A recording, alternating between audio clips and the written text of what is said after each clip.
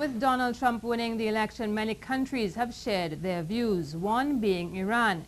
Its president has raised the prospect the United States will pull out of the nuclear pact it signed last year with Iran, alienating Washington from its allies and potentially freeing Iran to act on its ambitions. Rishi Harinan has more in this report.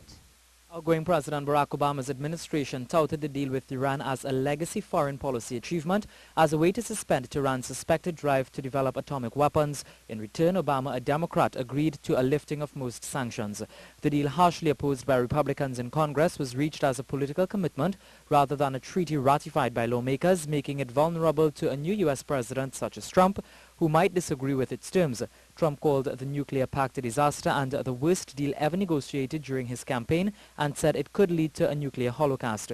He said he would have negotiated a better deal with longer restrictions, but somewhat paradoxically, he criticized remaining U.S. sanctions that prevent American companies from dealing with Iran.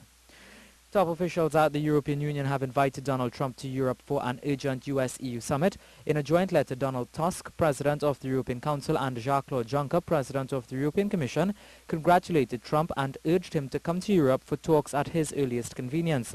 Tusk and Juncker are seeking reassurance on key issues on which Trump's remarks on the campaign trail have rattled European leaders, including migration, climate change, and Russia's threat to Ukraine. Turkey's Prime Minister has called on Donald Trump to extradite a U.S.-based Muslim cleric Fethullah Gulen, blamed by Anaka for the failed coup in July, as soon as he is sworn in. He said he hoped that the new leadership in the United States would take into consideration Turkey's sensitivities concerning the fight against terrorism, give proper priority to policies that would bring peace and stability to the region, and advance traditional friendship between the two countries.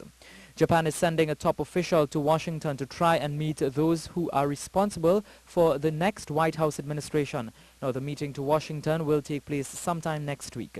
Now, Donald Trump's victory in the U.S. election is being viewed with shock and revulsion in Ireland. The country is close to the Clintons and fearful of Trump's campaign pledge to confront U.S. companies using Ireland as a tax shelter.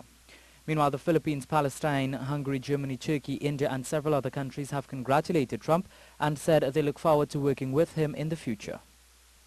Rishi Harinanan, CNews.